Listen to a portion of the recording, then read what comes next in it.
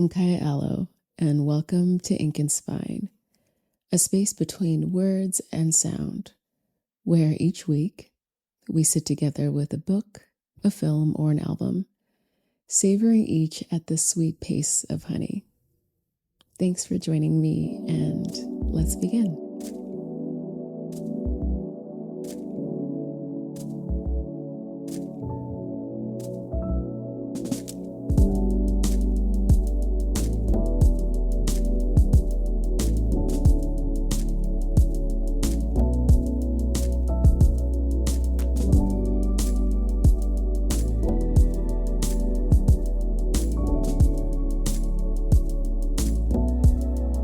Today's feature is the documentary film Saquon about Saquon Barkley, currently playing for the Philadelphia Eagles in the NFL.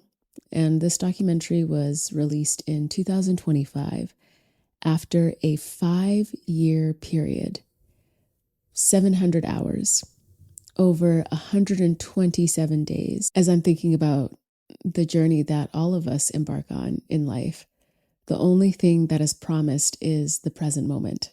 Nobody knows whether tomorrow is going to arrive or not. And I thought that this documentary did such a beautiful job of showing that across these 700 hours worth of footage. Shout out to the editors, shout out to the director, Alex Pappas, and also I was really fascinated to find out that the executive producer was Martin Scorsese. I hope you have something sweet, something delicious to drink, to do, that wherever you find this episode, that you find it in the doing of something that is grounding.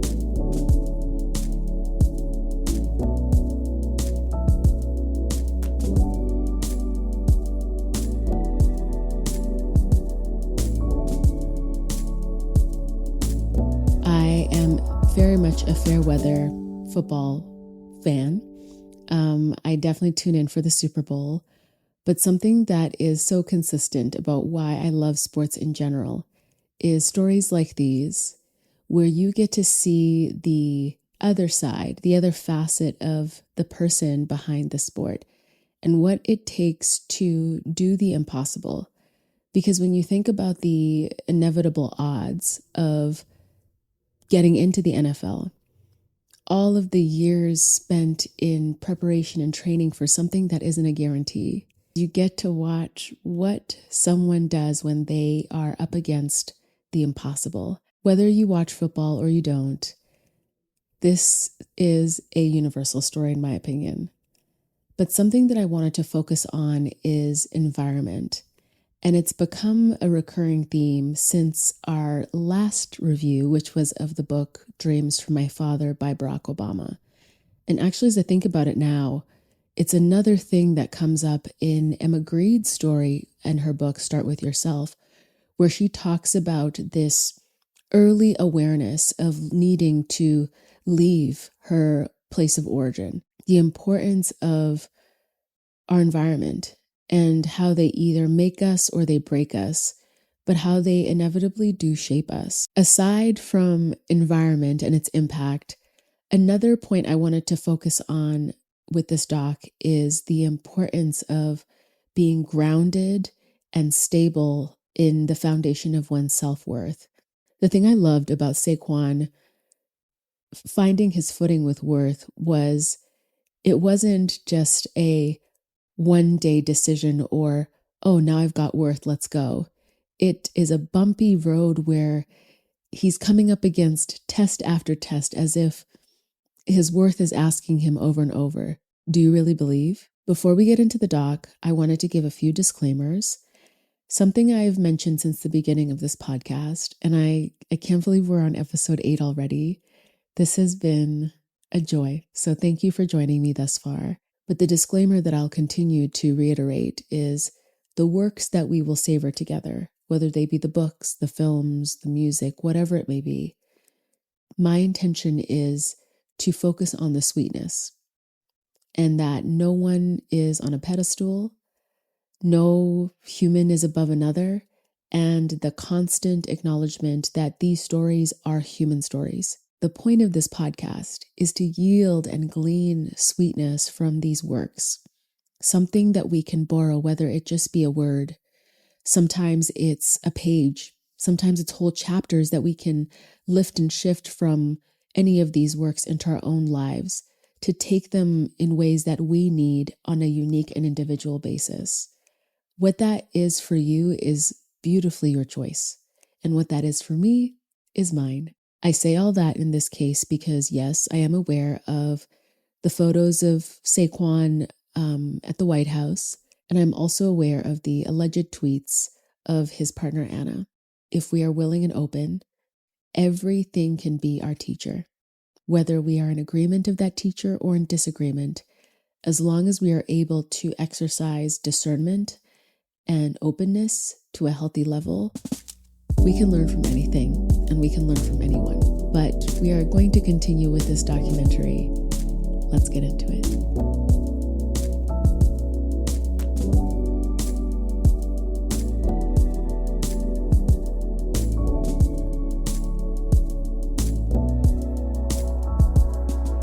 At the beginning of the doc, Saquon is clear about the intention, and he says, "You actually can see for yourself the growth, see the difference of who I am over the course of these 5 years." That was just the original and founding intention when the doc was put into production and into form. That was it. I just want to see what my growth is going to look like. There's no other loftiness on top of that. He leaves the path open to what will be. Early on as well, we get a little introduction to who, for me, is the real MVP of the whole doc, and that is Saquon's daughter, Jada. Jada shows me such an important lesson of what belief actually is, because throughout the doc, there's never been an ounce of doubt in Jada and her dad. There is one annoying nuisance that carries throughout the doc. And he is a helpful nuisance, but he still is a nuisance, kind of like a fly that's buzzing around the ears. And that is Tiki Barber. No disrespect, sir, but you really be playing that role in this. We hear so much of Tiki Barber's commentary because he's a retired NFL player. And at this point, he is now a commentator. But the way Tiki speaks about Saquon, I'm trying to figure out what does Saquon do to you, Tiki? At the beginning, Tiki says something that was really striking. He says, Saquon is appealing to the empathy of people who don't do business that way. And breaking this up into our own segments, let's go into chapter 2. And I would call this Where Belief Comes From. Now, at this point in time, the doc rewinds a little bit to Saquon in high school. And Saquon in high school was called skinny, unsure, on the weaker side by his coach, Brian Gilbert, and that he lacked confidence. But his coach in high school could see that he had a specific kind of strength that Saquon hadn't yet become acquainted with. He's not really taking anything seriously, not football, not training, and he's got a 1.9 GPA.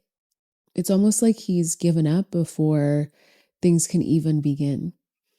And Penn State is a school that offers him a place on the team. They offer him a scholarship, and it's kind of a surprising shock to Saquon, like, oh, I can actually do this thing beyond high school. And his father sits him down to give him a really beautiful lesson. And Saquon's father says to him, Saquon, if you start something, you should finish. Because once you quit one thing, you are forever a quitter.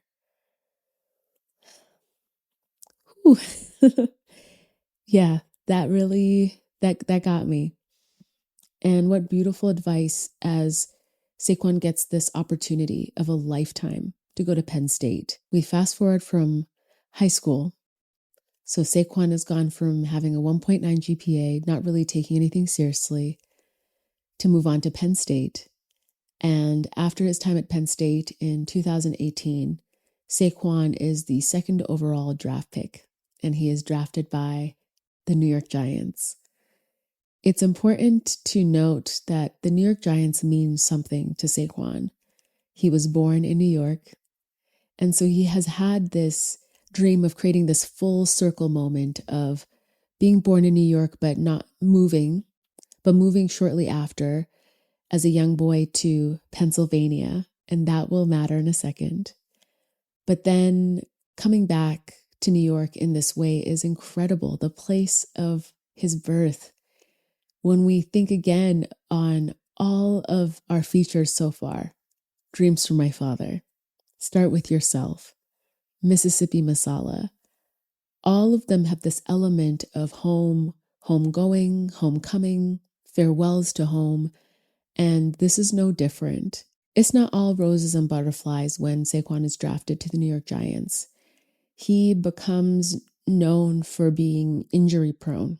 And he talks about this later on in the doc, where he is asked what it's like to be on a team where they are on this long losing streak. And he says, what's it like being on a losing team? It sucks. It drains you. And I can't emphasize that enough, because when I think about him talking about the draining effect of playing on a team, playing in all of these losing games, the impact that it has not only on his physical performance, but the impact that it has on his mental is huge. When I bring that back to myself as a non-professional athlete, I can most definitely attest to that. How when I have been able to now start to look at my environments, I've started to notice how limiting the rhetoric is around me. How when I have had courage to advocate for myself, or freedom living beyond the smallest chamber of my human existence, who I've surrounded myself with up until this point has been encouraging me to actually become small. And I'm only now starting to understand how detrimental that has been. And it is not to place blame, because ultimately I am responsible for my life. But I think that I took so much ownership of that, of I'm responsible for my life. I'm responsible for my life. And I am. But I also have discovered that I made so much of my journey more of a Mount Everest than necessary by being surrounded by the self-limiting beliefs of those that have fears or project their ceilings, and how if that is what you're surrounded by, that will make a difference, that will permeate. This documentary was really revelatory for me in that way. Then we got that gnat, the Tiki Barber gnat, and it's a helpful one. It's helpful that Tiki is so critical and just continues to antagonize Saquon, because he says this thing that got me. Tiki says, Saquon is a big back, meaning running back, but I also think it's so funny now with what big back means. But he says Saquon is a big back who wants to play small. And that critique, that critique spoke to me, because even when you think about it in your own life, are you a big back that is trying to play small when you're supposed to actually be playing big? And big can mean something different for all of us. When we are able to just take a second to reflect on this helpful critique from Tiki Barber, yeah, for me, I can definitely say that accepting abuse and accepting injustice, or that systems don't work for someone like me, that is me being a big back, playing small, 100%. And the only person that benefits from me playing small is my abuser. The detriment to myself, to those that have stuck around and still support me, we all are in deficit when I'm playing small. And so at this point in the doc, I started to have appreciation for Tiki Barber's critique, although I still think he's doing a bit too much. but I do think that it's helpful.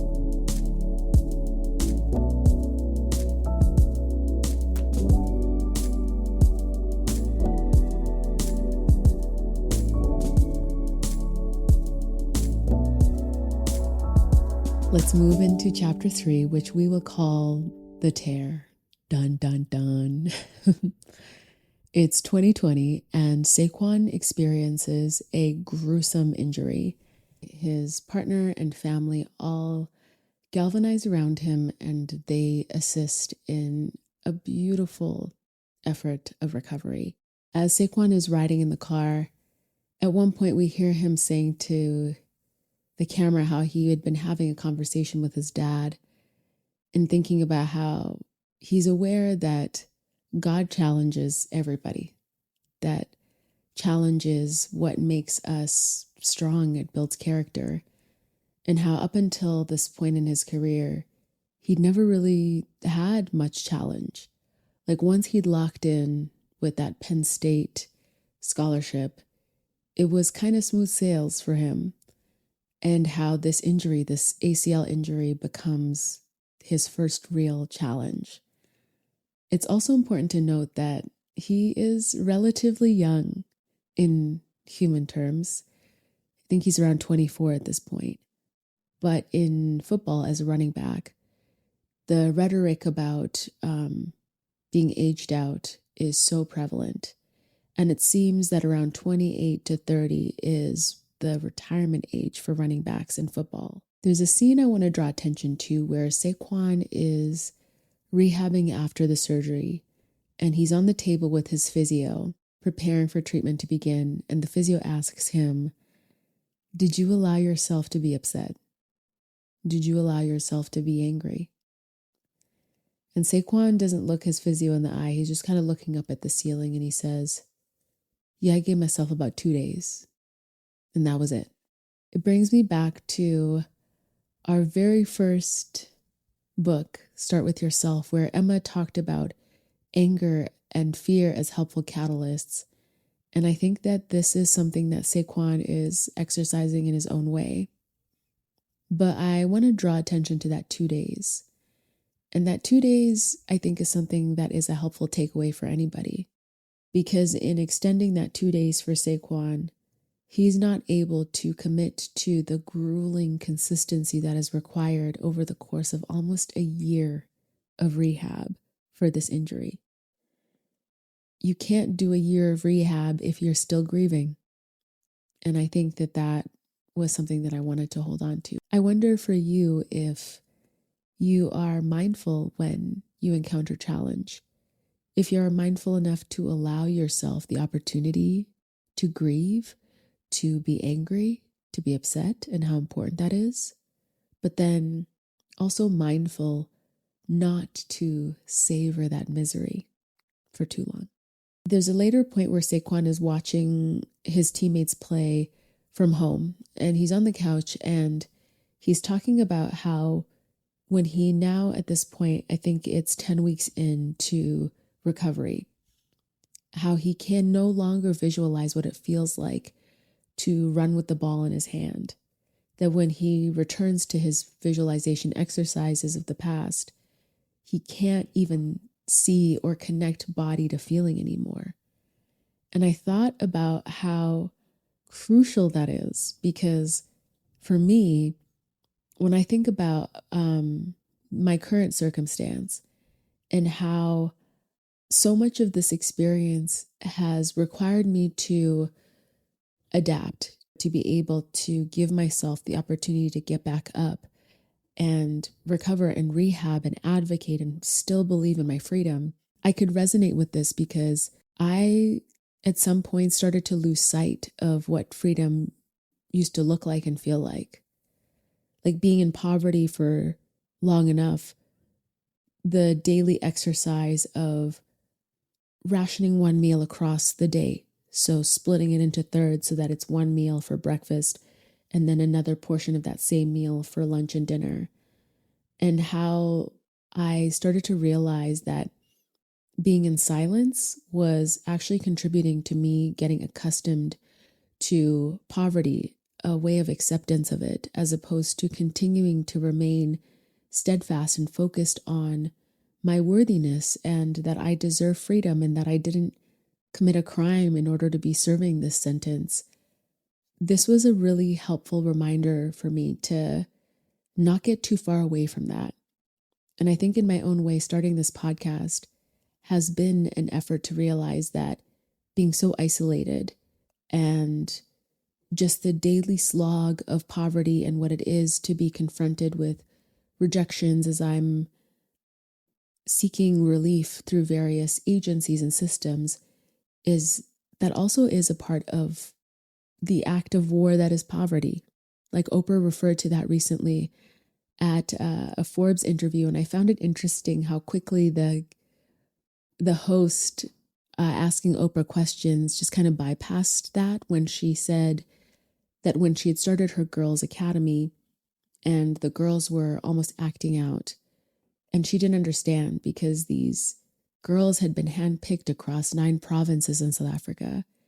She had seen where these young girls were coming from, the environments of poverty, and how now they had every dream. They had their needs met, they had food, they had safe shelter, now, and they also had the best education. Why were they now lashing out? And I think it speaks to the wisdom of knowing what we know and then also knowing what we don't know and being able to ask outside of ourselves.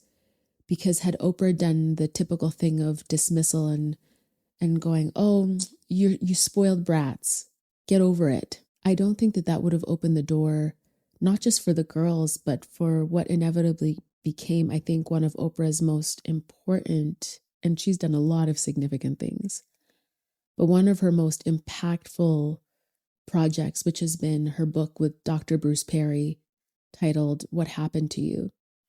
It is an incredible and researched and expert exploration into the impact of trauma in developmental stages of one's life. If Oprah had not made that call to an expert, Dr. Bruce Perry would not have imparted that researched expertise that poverty is in fact an act of war, that poverty is PTSD inducing, and that the response from these young girls at Oprah's Leadership Academy were actually just doing what had been shown in research and data in patterns, that when they had been removed from these varying environments of poverty, the processing that was now happening was leading to this release, or what to an ignorant observer was just lashing out.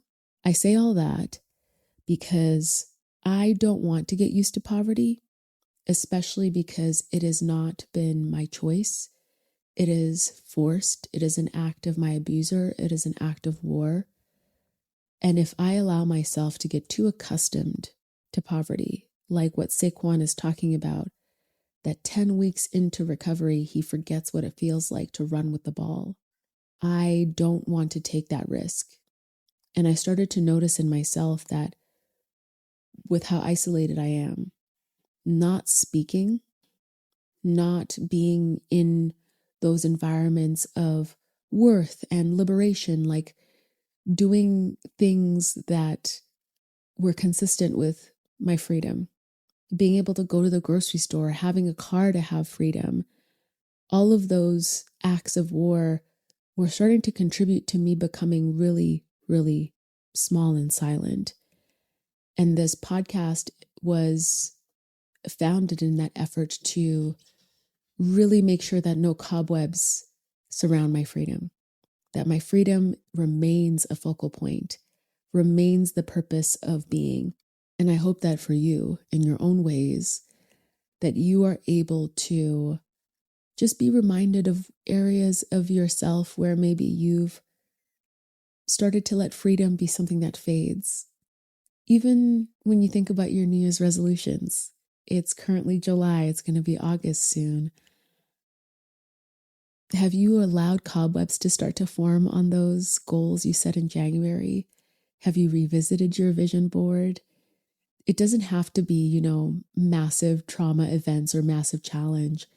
I think even in the day-to-day, this was a very helpful reminder that I wanted to focus on and to just allow some time of reflection so that in these last few months of the year, when there is still so much time to go, that we not just forsake the rest of this year, that we are able to have a reinvigoration.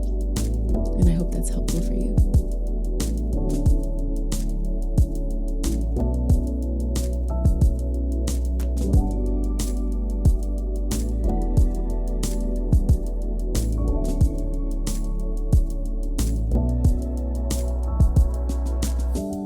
So chapter 4 brings us to September of 2021.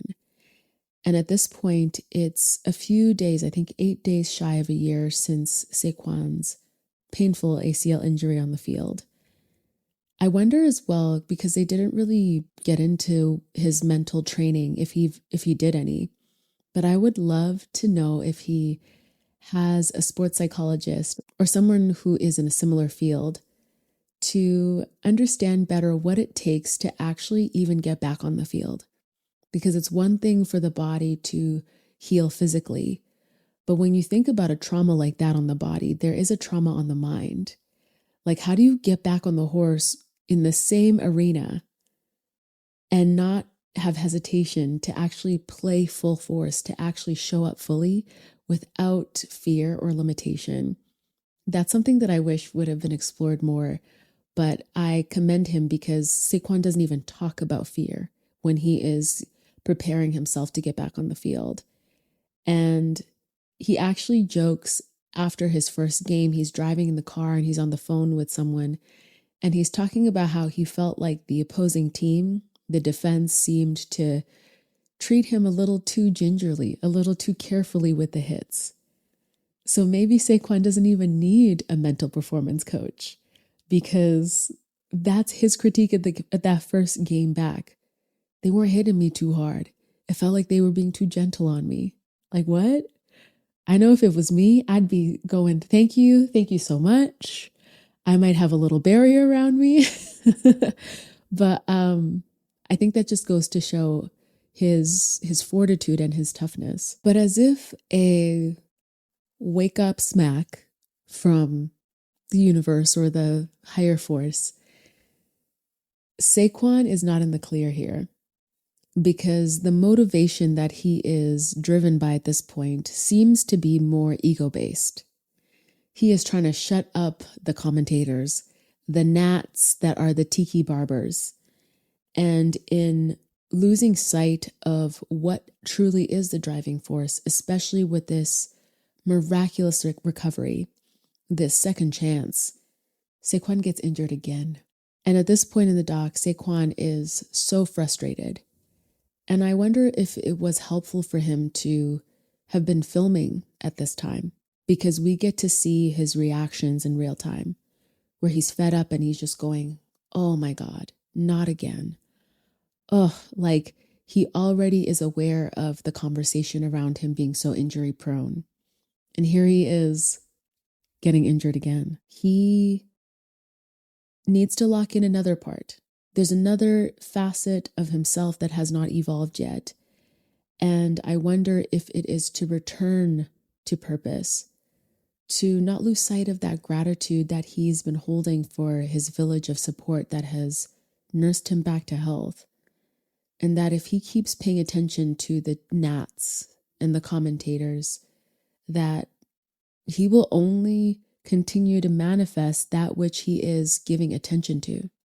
Like that which we give attention to tells us what we worship. It is very easy for me to say from the comfort of this cushion chair. But I wonder if the second injury, this ankle, is exactly what Saquon needs to just take another pause, to not rush his growth and not rush this necessary evolution. And him and his family take what looks to be a beautiful trip to Jamaica. But I also appreciate that he takes time on this vacation where they look to have some meditation sessions. Eyes closed, the breeze flowing. I wonder if that connection is exactly what that injury was leading him to. But true to form, we hear from Tiki, and he says his value, referring to Saquon's, I don't know if it's ever been lower. Oof. But I wonder if that meditation moment for Saquon is a check-in with his mind to be reminded that actually, Tiki, to all the gnats flying around, to tune out all of that external noise and be reminded that his value is determined by him, not by all of these external forces. And true to form with this podcast, I too was grateful for that reminder that as all I've heard is how I don't deserve justice, I don't deserve freedom, I have to just accept poverty. None of these people have had any semblance of experience that is close to what I've gone through. If I went to them and said, hey, just take your degree off the wall, give it to me and just go redo law school. Hey, just give up your salary. What's the big deal? You can make more money again. Matter of fact, while you're at it, give me the keys to your house and your car. What's the big deal? I would venture so far as to say that they would be quite opposed to that loss, even if it was just one of those things, let alone all of them. So I think this was a helpful check-in for me as well to be more discerning and grounded in my value and my worth. And that, yes, people are going to talk forever and ever, but I don't think that it's productive for me to be going back and forth with these people. I think it's helpful to visualize just tuning that out. And it doesn't even have to be an external thing. They can still be talking and I can just, in myself right now, I am visualizing what freedom is for me, what a future of safety and protection looks like for me in my unique circumstance, what is necessary to keep me safe and alive, and that I don't need to convince anybody else of that. It's actually me that needs to be more awake to that, more grounded to that.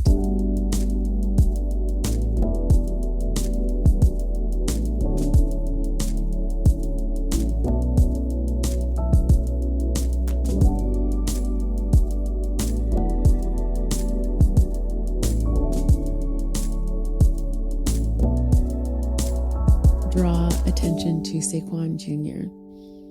And there's a point in time where I think he's just a few months old and he's asked by one of the producers if he would be okay with Saquon Jr. playing football in the future.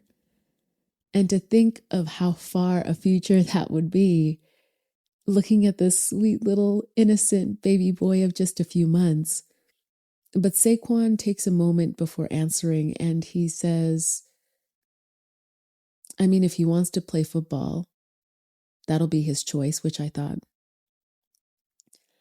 But it's what he says after that really made me realize that he is aware of the generational cycles that he is breaking and that he is so intent on his legacy being that of something different than what he grew up with.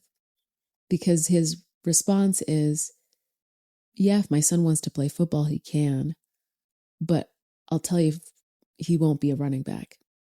As if to allude to the fact that the grueling nature of that position in this big ecosystem, not having as much autonomy as one would want, that he wants his son, if he chooses to play football, to be able to do it in a more advantageous and autonomous position.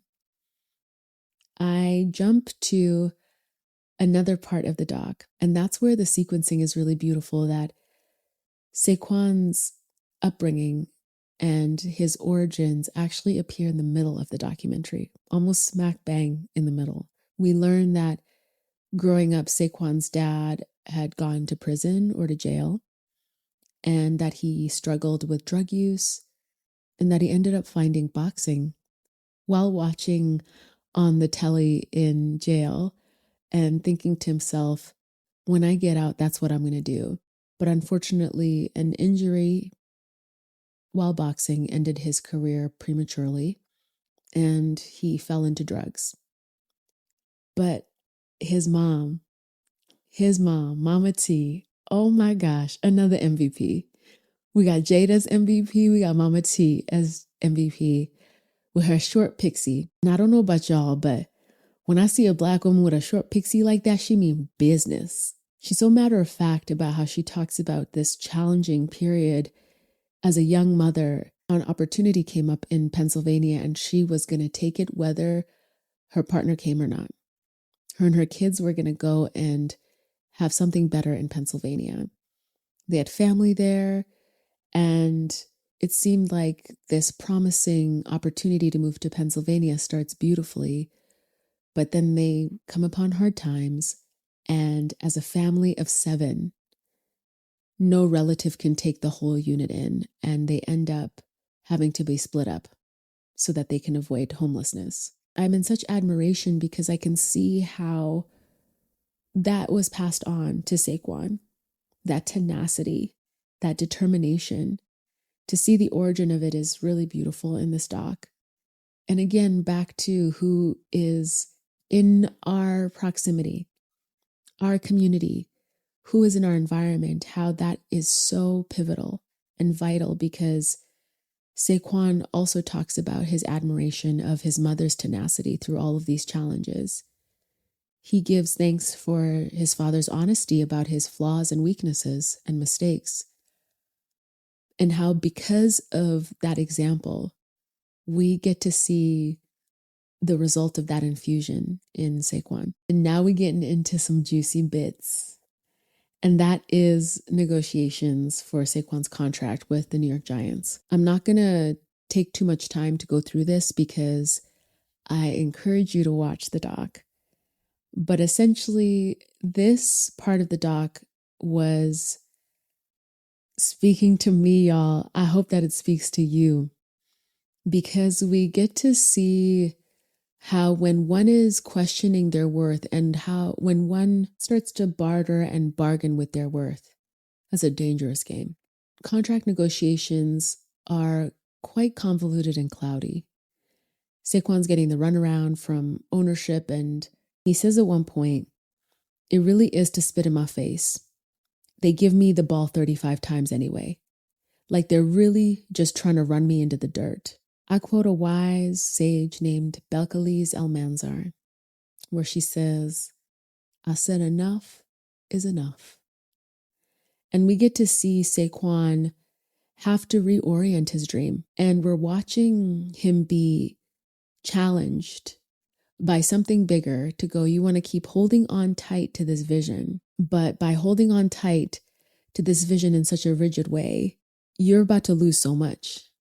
And that loss is going to compound year after year until they've run you into the ground. The doc does such a beautiful job at this point in giving us another rewind back to high school, where Saquon shares an anecdote about how he used to run track just for fun as part of like conditioning, and how he'd won his 100-meter sprint, but on the school track team, a young woman had been running 110-meter hurdles.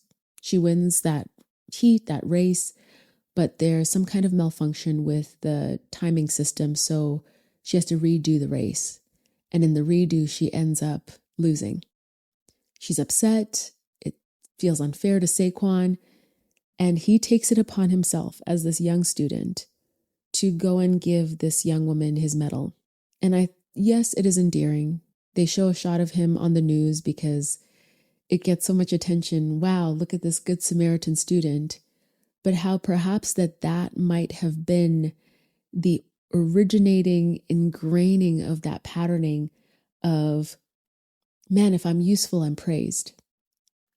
If I'm self-sacrificing, I'm praised. And a word that kept coming up was selfless. It was used to describe Saquon, not just in the context of him as a football player in high school, but in college and in the NFL. And I know this might sound really simple, but when you split the word self and less, like to remove the self for the sake of a higher goal. Yes, there's nobility in that. Yes, there can be benefit to that. But when it's something that just becomes part of the programming over and over again, we hear it in the way Saquon is calling the owners of the Giants to say, do you give me permission to become a free agent or to be traded? Like, that's what this programming has led to. And of course, they say no. I was very challenged by this. It's repeated in this big chunk of the doc. And even in the ways that he's speaking about his worth throughout the doc, he becomes more sure as time goes on to go, no, I am the best running back. I do deserve this. This is my worth. But essentially, we learn about the three options that are available to Saquon in contract negotiations. A franchise tag is seemingly the worst of the options. It's an NFLPA construction that seems in the structure to be on a 1-year term. And it kind of keeps a player in holding, a player that a team doesn't want to let go of yet, but they don't want to pay the full price, but they don't want the player to be able to have other options. A player essentially has the least amount of autonomy with a franchise tag. From what I understand, don't hold me to it, y'all, I'm just new here, has been said about Saquon throughout the doc about being a good Samaritan player and his intrinsic value going beyond his yards on the field, that there is no amount of do-gooding that can be done in soil that is wrong for you. If you're like me, just waking up to the fact that, damn, I had gotten so accustomed to being in environments where I'm just tolerated. I had become so accustomed to being in friendships and giving access to people who, they ain't like me. They're just here to do surveillance. How normalizing that, in my experience, has become life-threatening, as my ground is bare, that I do not allow those weeds to return and to be planted in this fresh soil. That I have been given this opportunity to advocate for freedom so that the future is free of these deals with abusers and free of having to contort and compromise myself. No. To go where I'm wanted and not just tolerated. And the discombobulation that Saquon is experiencing in these negotiations, that what values you will be clear. Saquon wants to be a giant for life, so bad that he says had the Giants leadership been straightforward and clear about negotiations, he would have been happy to have made a $2, $3, even $4 million concession on his price. That whatever higher power exists was like, now hold on, because that whittling away of himself for the sake of wanting to be a giant for life, it's reflective of something that I see in myself. That scarcity, when that scarcity starts to set in, and then the doubt, how easy it is for me to start to make sacrifices and start to chip away at my worth and make concessions, not understanding that, yes, compromise is necessary, but that it needs to be mutual in a negotiation. In this convolution, it makes way for him to start to identify that he's not as valued as the words that are being said, because, as we heard earlier, the numbers ain't talking the same. We end this chapter with one of my all-time favorite scenes. And Saquon is talking to Coach Joe on speaker while he's at his gaming computer.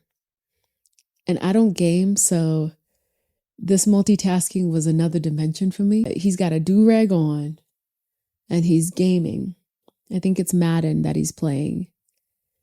And he is so calm. And I was taking serious notes because Coach Joe is giving him the empathy rhetoric and blah, blah, blah. And Saquon just asks straightforward and clear questions. You know my price.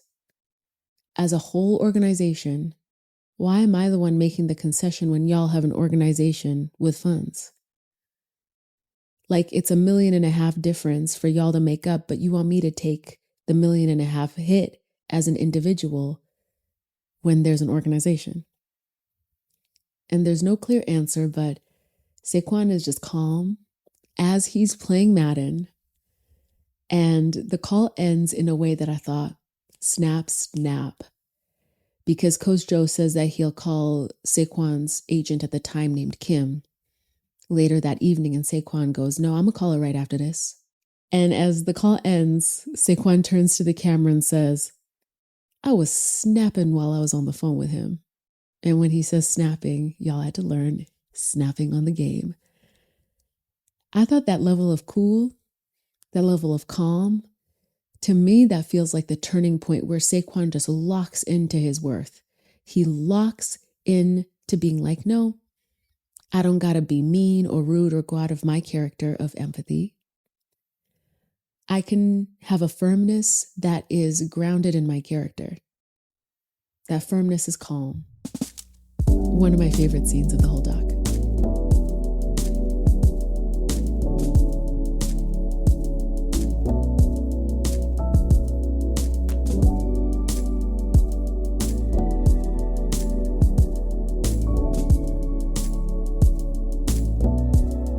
He took the hit for that tag season, but that season is now done. And we find him running in 110 degrees in the Arizona desert, training for what's next. I wonder if being in that inferno of the desert is his way of that shedding, that sweat, that release of the heaviness that had been so permeable, the clouds that just dominated over that lackluster season with the New York Giants. It almost feels like that universal punishment, like when you touch a stove that's hot and it burns. It is an act of love, but you got to feel the pain. He has felt the pain for an entire season, and I don't think he will ever touch that hot stove that is a franchise tag again. At least I hope not. His career is still going. But there's a scene after he's finished running with the support of his friends, and he's just looking across the dry, arid landscape of that desert. And I wonder if he's looking at his future. And it reminds me of that scene in Lion King where Simba is looking across the savannah. And I just thought, something's about to change here. He is not the same Saquon that took that deal last season. But I also think that there's forgiveness and grace in it being a 1 year, because had Saquon gotten what he wanted in the form of a long-term contract with the Giants, he would have been equally as stuck. It's now 2024, and it's very clear that the Giants aren't going to tag him another year. Thank God. And free agency becomes a viable option on the table. But it's interesting because this part of the documentary, the amount of time in the calls and conversations with the Giants leadership, they ain't that. He's got a new agent named Ed. He now can identify, and he's developed that discernment that as soon as the runaround, you don't even let the sentence finish. You don't let the runaround continue. You just move on. And they move on, and it is March 2024, and he gets a deal better than any deal he could have gotten in New York. Not only does he get, and I got to read this so I make sure I get my numbers right, 3 years, $37.75 million base, $26 million fully guaranteed. And this 3-year contract with incentives is worth up to $46.75 million. He went from negotiating 12 million, which those are huge numbers. Let me just make sure that we are talking in proper context here. But for that transition from what he was bartering And how even that 11 million, he was saying that if the Giants had showed him that they valued him, he would have taken a $2 to $4 million further hit on that 11 million. Here the Eagles show up. 3 years, 26 million fully guaranteed.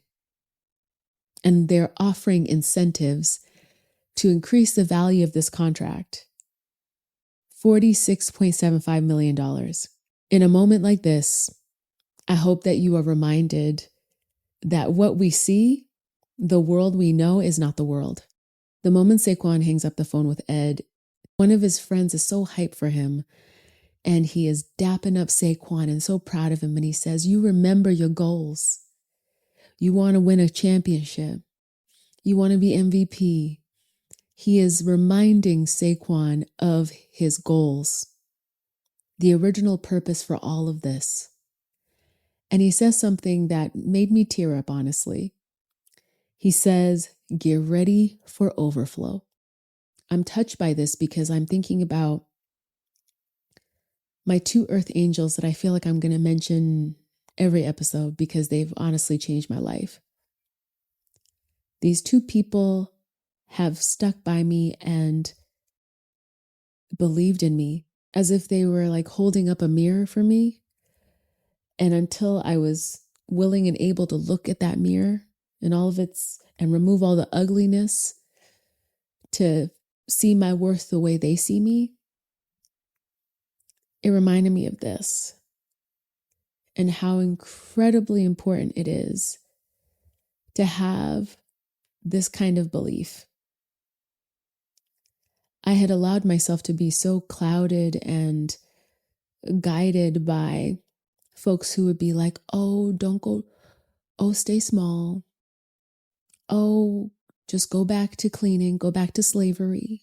And there's no ill will and there's no resentment to that, because ultimately, again, I return to the fact that I am responsible for my choices. But what a difference it has been to have witnessed the abandonment of all of those people, but then have had these 2 earth angels, much like Saquon's friend, who have never allowed me to lose sight of my value and my worth and my goals.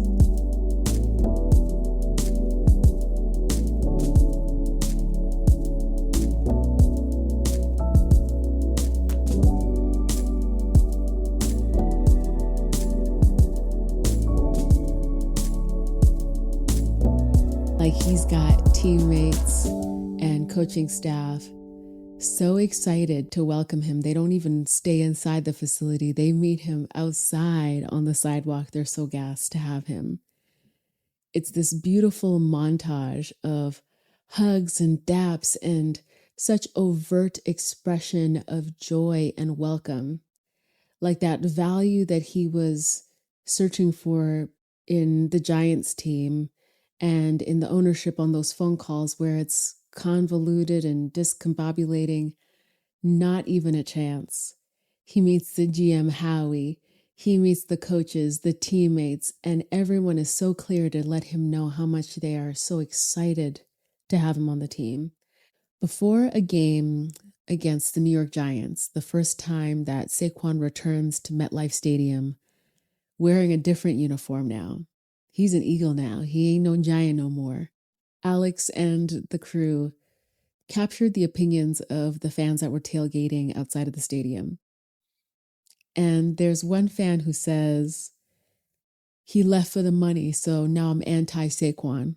It made me think about people pleasing to the point when we become selfless, when the self has just been so completely removed, creating this void where another entity now takes control, much like a franchise tag. Look at me using football terminology. But I thought about how fickle the commentators and fans are, and how if that is the channel you're tuning into, the guides, well, shoot, when they blow the other way with the wind, what are you going to do? And I thought about how these fans are not with Saquon when he is looking at Saquon Jr. and Jada and his family and thinking about legacy. Are those fans going to make up the $1.5 million deficit that he was asking for? And when I bring it back to the context of us regular folk, how when we are making concessions and sacrifices that are not rooted in reciprocity or mutual benefit, how do we return to purpose so that when, and I say when, not if, because much like we see in the doc, you don't just get to eliminate doubt one time and it goes away. It's like those chunky defense linemen who are coming at you. They will not stop. Challenge will not stop coming our way. How do we develop systems and frameworks that are able to tune out the tiki gnats and the noise so that, yeah, they're going to talk, they're going to do their thing. They're going to be anti-Saquon, anti-you. But how do you remain rooted and anchored? It's exciting to witness the turn of events, how this one decision that seemed to be so uncertain, that Saquon takes this big step out in faith, in belief of himself, and it yields this blessing. And that not only is it a blessing of financial security, that it is a blessing of value, that he has found a team that values him and is also very clear to express that to him. And we see that in this season that is leading up to that final moment, somehow there's no injuries. I know I've mentioned it before, but the book, The Body Keeps the Score, when I think about the manifestation of misalignment and how prevalent it is in Saquon's body, I think about it in my life, how my body has started to break down in such severe ways that I've never experienced before.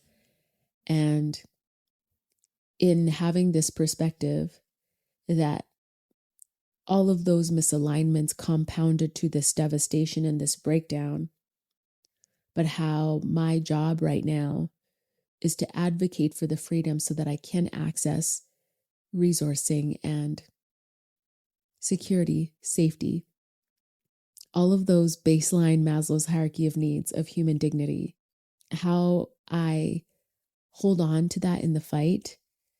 And I am really diligent now to do those visualizations every day, to envision what does freedom look like and feel like.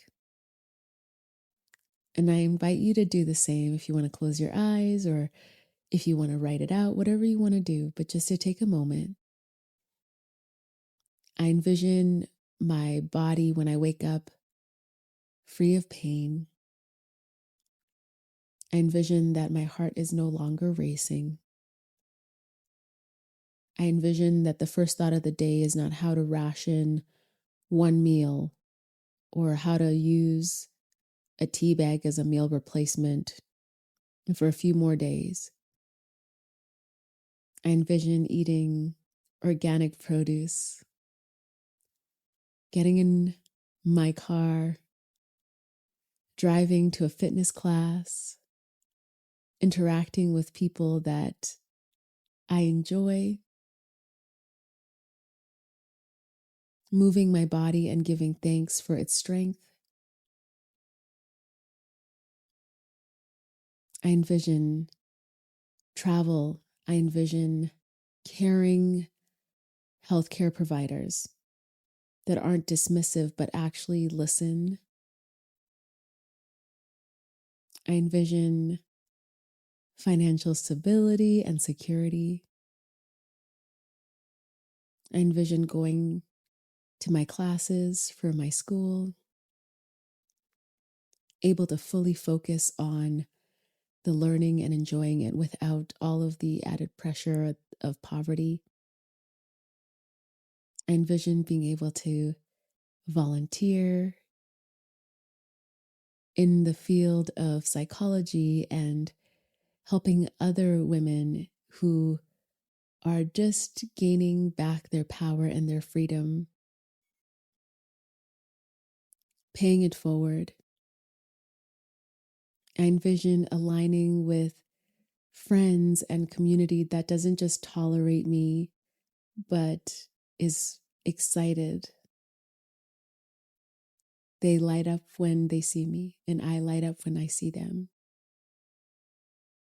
I envision doing beautiful creative work, engaged in collaborative and equitable creative partnerships, equal value, mutual respect.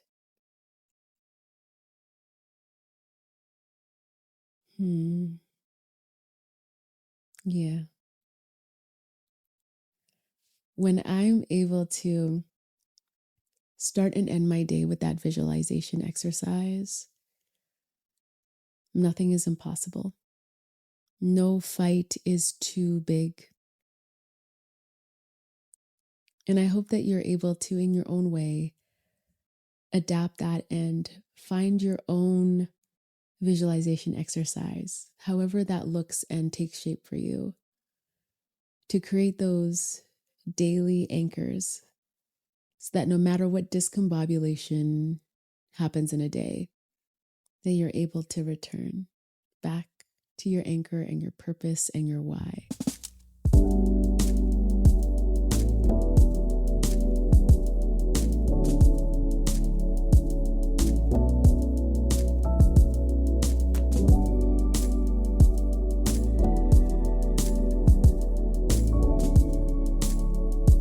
But in this epic run with the Eagles, there's one moment that almost seems like a connection of dots, a return back. And Saquon has the opportunity to create a record for himself, an individual record, and he is 13 yards away from a career high. And the reason why this is significant is because at this point, the Eagles are on a very clear trajectory to make it to the playoffs and to be a strong contender for the championship. This collective team goal is on the horizon, like fully on the horizon. And still being mindful that, yes, although Saquon has had a beautiful season of health, that his health is most important and significant going into the playoff season. It is either risking an injury for this record or setting aside the record just for now to stay focused on this longer term goal, this bigger goal of the potential of a championship. And I really appreciated this exchange because it felt like such respect and equity that Saquon is given choice. He's able to exercise autonomy. And true to form, his character shows through, and he says to his coach, "Nah, I'm going to sit this one out. It's all right. And let the youngins get some playtime." He gets to be selfless in this moment, but it's no longer in the way that creates a void that is only beneficial in one direction. He is able to weigh out the rationale of this decision. And the beauty of the doc, how many times am I going to say beauty of the doc? I don't know. And he explains the rationale behind this decision.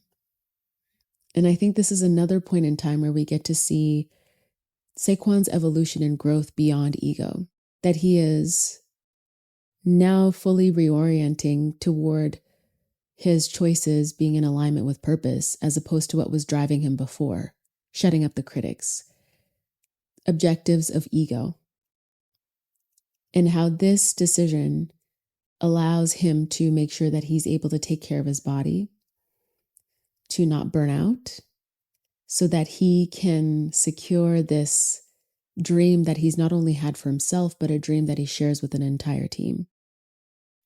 And in the process of that, be selfless in a way that is generous to those other teammates, the youngins that are fresh and might not have as much playtime as him. That he can make that sacrifice in a way that isn't going to be detrimental to him, that doesn't require him to whittle himself down.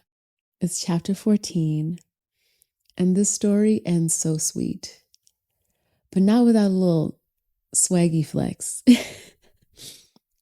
It was not only inspiring to watch this documentary, it was also so cool. Like there's this one montage where it's to the song Peekaboo by Kendrick Lamar. And I love the part where it goes, hey, hey, hey, hey. I'm not even, you know what I'm saying? But that montage to Peekaboo with all the like peaks of the song, you see highlight footage of Saquon just riffing it on the field as an Eagle. And it's beautiful. And it almost feels like Saquon is saying, yeah, now y'all turning your story like the wind. You blowing positive now about me to the commentators. And though he's no longer oriented toward them being a guide, I think it's still human to acknowledge. Like, yeah, I ain't forget what y'all said before. Saquon makes his second career appearance in the playoffs, this time going so much further than when the Giants made it to the playoffs. We get to see his two former teammates from the Giants, Sterling Shepard and Daniel Jones. And I mention this because it returns back to that thread that has continued throughout this documentary, that when you make a choice that is in alignment with your purpose, what is best for you, that even if it means that some people are going to be disappointed, that those that are in your corner, those that are really, as Oprah and Maya Angelou often say, rooting for your rise, that aren't just crabs in a barrel trying to keep you in the same barrel as them, they are going to show up for you. They are going to stay. And how beautiful it is that despite no longer being teammates, that these two friends, these two supporters are still there to show up for Saquon as he plays for a different team. They're riding the bus with his family to the stadium. They're in the box with his family, and you get to see them be so hyped for their friend, so gassed. There's not an ounce of muted emotion. They are so overt as they're celebrating Saquon making touchdown after touchdown, as the Eagles are making it further and further into the playoffs, closer to that goal of a championship. It was a really beautiful reminder that those who love you, they are always going to love you no matter what the circumstance. And it's in this playoff run that we get to see the iconic splits. And it's my favorite part of sports. This is what I watch sports for, where we get to hear from the athlete themselves as they digest and break down for us the moments that make those moments. And in this beautiful moment of that split move where Saquon literally levitates in the air over an opponent as a form of, forget about going through a challenge or going around a challenge, he goes above the challenge, backwards. But he talks about flow and what flow feels like. And the edit of the doc is such a gorgeous supplement as it shifts into slow-mo to really show us the movement that made such an iconic and historic play. And I know I'm going to say some things over and over, but listen, but what we repeat, we become. And I'm not apologetic about repeating certain things. And this is one of them. What a reminder that the world we know is not the world. And what a reminder to keep making space for magic. We close things off on chapter 15, which I will call The Clock Strikes Zero. Yeah, how about that? We're going to end with some drama, honey. It is the NFC Championship that happens before the Super Bowl. And something I didn't mention earlier is that the Super Bowl in 2025 happens on February 9th. And that is Saquon's actual birthday. Like, hold Just hold that for a second. Imagine your greatest life goal happening on your birthday.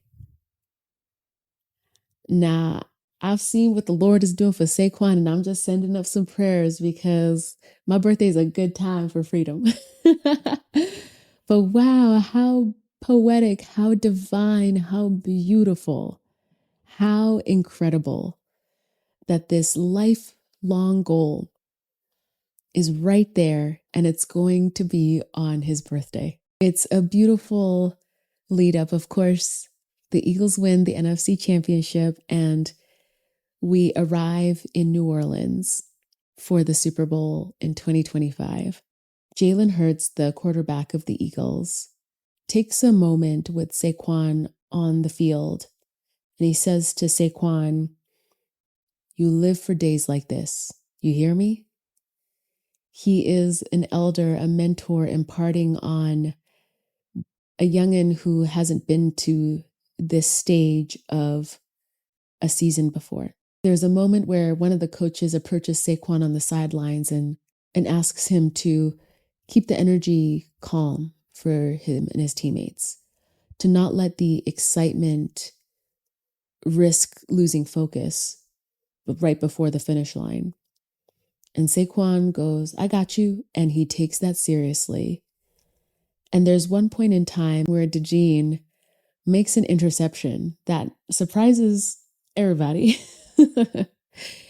The Kansas City Chiefs have the ball and they throw the ball, and instead of it reaching another Chiefs player, DeJean just out of nowhere intercepts the ball to make a touchdown.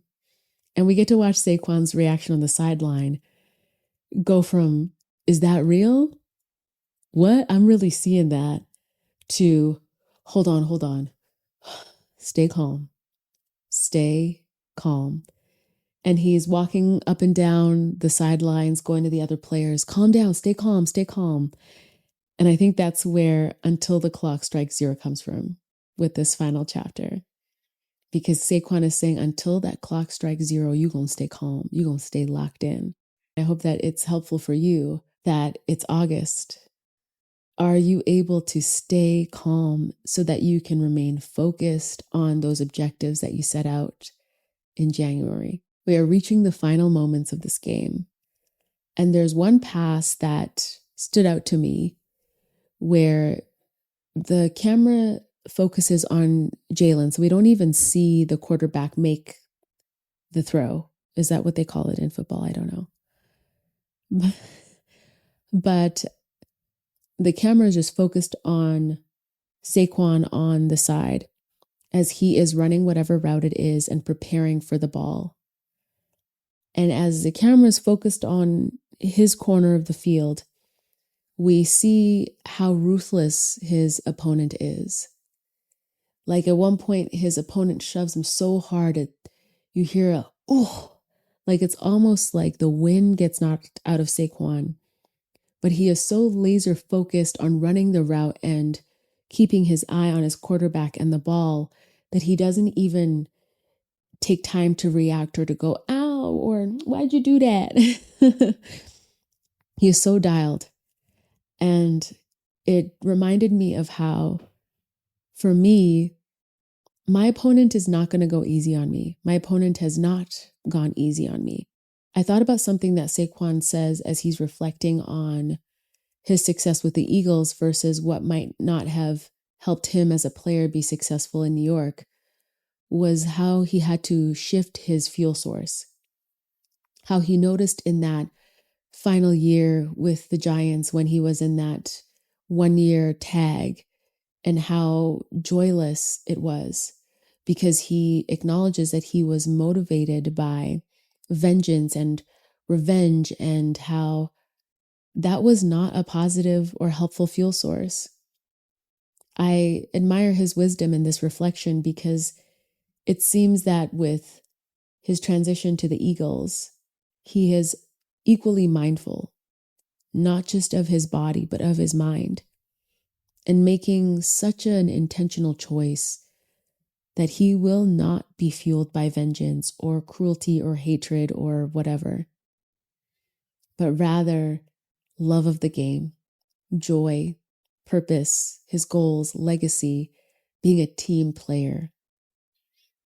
And it reminded me of how when I do my visualizations of freedom, gosh, I'm not wasting no time in vengeance. Like I'm good. I'm not trying to waste no time trying to get nobody back. Mm-mm. Because I've lost so many years and so much life.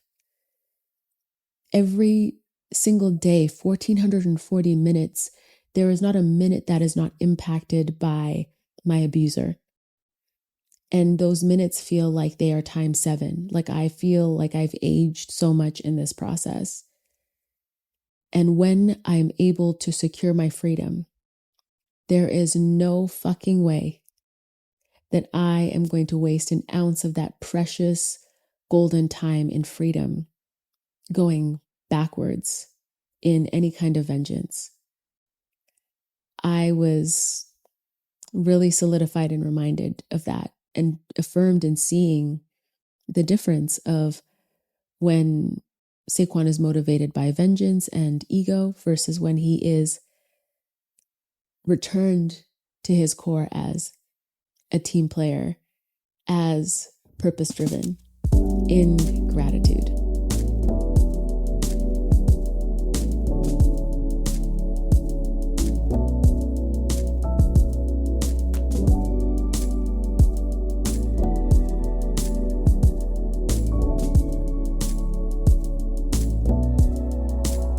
The Eagles win. It's a beautiful ending. And the documentary spends such intentional time at the end, focused on showing Saquon connecting with different coaches and different members of the leadership team of the Eagles, as there is no shortage of affirmation. Like we hear how Howie says, "Thank you for believing in me." And Saquon responds to say, "No, thank you. You believed in me too." Gosh, I'm cutting onions. It continues down the line with Coach Nick, where Coach Nick says, "We needed you, Saquon," even to complete the circle of the moments before the Super Bowl game began, where Jalen took that time to connect with Saquon. Jalen again shares a moment with Saquon at the end to say, "Yeah, our team was something, but you brought your something that we needed." He is receiving this affirmation of his value and his worth and his contribution to this team, and he doesn't need to seek it out. It is so clear. It is so simple. And I love how Coach Nick says to Saquon, "We can't be great without the greatness of others." That's a coach right there. That is a coach right there. And I return back to community and environment and the significance of that, and how beautiful it is to witness that when Saquon is in an environment that can acknowledge his greatness, how much he flourishes, and how he flourishes to the point of doing superhuman things on the field, to how this ends with not only a Super Bowl win, but also with him getting MVP and being so celebrated and acknowledged, and having the fertile ground to be able to flourish in this incredible way and to contribute in this beautiful way to his team. Of course, as if the universe does hear our prayers, they are never forgotten, maybe just put on divine holds, like we learned in Barack Obama's memoir. But that parade that Saquon had dreamt about, had talked about so frequently at the beginning, that it might not have happened with the New York Giants on Fifth Avenue, but the parade does inevitably happen. And we get to see him holding up that trophy. Jada is right there as the honorary MVP with her big smile. And he gets to enjoy and share in the celebration of this incredible accomplishment. May this review have been equally as sweet for you as it's been for me in savoring this long and winding journey of Saquon Barkley. This reminder of what it looks like to hold on to worth and value and belief. How those leaps of faith truly are uncertain and are genuinely and validly so fear-inducing. But there is so much more of a price to pay in staying small, so much more sacrifice and a heavier toll in staying small. May this be the timely inspiration that you need to reinvigorate, realign your compass. May the magnet that you are have a bit of a refresh so that whatever it has been drawing in, the breadcrumbers, the weirdos, that you can adjust that magnet to attract your own Eagles team.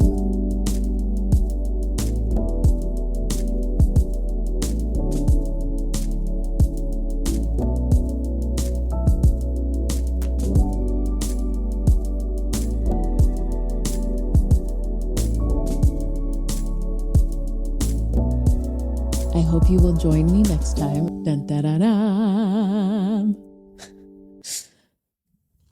This incredible book, David and Goliath by Malcolm Gladwell. I have been preparing for you. I am so excited, but there's so much goodness in this book. I am really looking forward to exploring the goodness that is in David and Goliath. I've learned so much from this book, and it feels like such an appropriate continuation from the documentary Saquon. I'll subscribe and follow wherever you listen to podcasts and wherever you connect with others online. Thank you for your support. Thank you for the opportunity to have this space to share and be strengthened and renewed and refueled and to find my voice. I hope you find yours too. With the most grateful, grateful heart. I'll see you soon, sweetness.